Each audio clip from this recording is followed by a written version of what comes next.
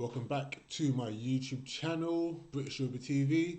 Before we get any further, don't forget to hit the subscribe button and also hit the notification bell so you stay updated every time I drop a new video. Now, let's get into it. Okay, everyone knows about Liverpool's current issues with injuries so far this season, especially in the centre-back department. We managed to sign a couple centre-backs in January. We've managed to turn Nat Phillips into the Bolton Cannavaro. They're literally him and Ozan Kabak alongside one another, doing bits right now. 3 games together, 3 clean sheets. Long may it continue to the end of the season. But we all know that Liverpool have a long-term issue in terms of finding a replacement for centre-backs. So when Van Dijk and Gomez come back from injury, and Matip, if he's still there next season, Liverpool will need a fourth choice centre-back. And as the links have reported today, Liverpool are interested in Red Bull Leipzig's central defender, Ibrahima Konate. I hope I pronounced that right. Anyway, so I'm just going to do like a quick video of why we should not get him. Okay, so I've done some digging. I don't know much about Ibrahima Konate. I don't watch enough games of Leipzig to know if he's any good. Even if I watched Leipzig games, I guarantee you I would have not seen this guy play. This guy has an injury record worse than Joel Matip. Worse than Joel Matip. Are you kidding me? The last thing we need is another injury-prone centre-back. I don't give a fuck how good he is. The guy, I've looked at his stats for the 19-20 season. He played 8 games in the Bundesliga. Just 8. He missed more than half the season with a torn muscle fibre, right? Played 2 Champions League games, 1 German Cup game, a total of 11 games in 1 season. That's the amount of games he played. Now, I know you're thinking, that was last season. This season might be different. No, it's not.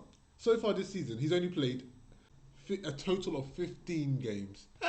It's a little bit better than last season, right? I mean, he's played, 9 games in the Bundesliga? Just 9. 6 in the Champions League, obviously not anymore because they've been knocked out. And he hasn't featured once so far in the German Cup.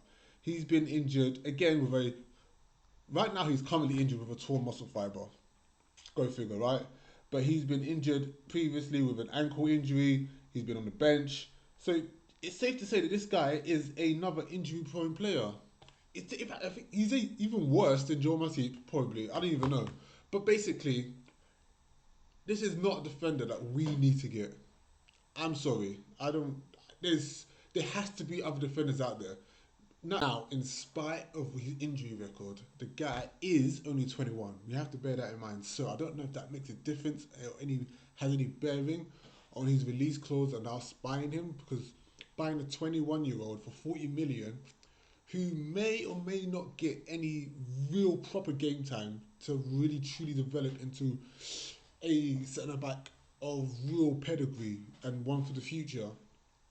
Is that risky? I don't know. It's does the mate, I don't know if it's worth it, to be honest. I really don't know if he's 21, cool, but why spend 40 million on a 21-year-old that you know is probably not going to be able to be relied upon if we need him? It doesn't make any sense.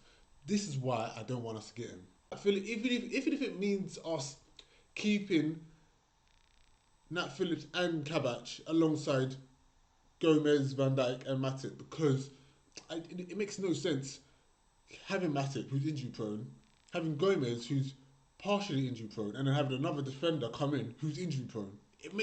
Nothing about that makes any sense. I don't understand it. I don't understand what's happening right now. But apparently he has a release clause for like 40 million. Liverpool are looking into activating that release clause.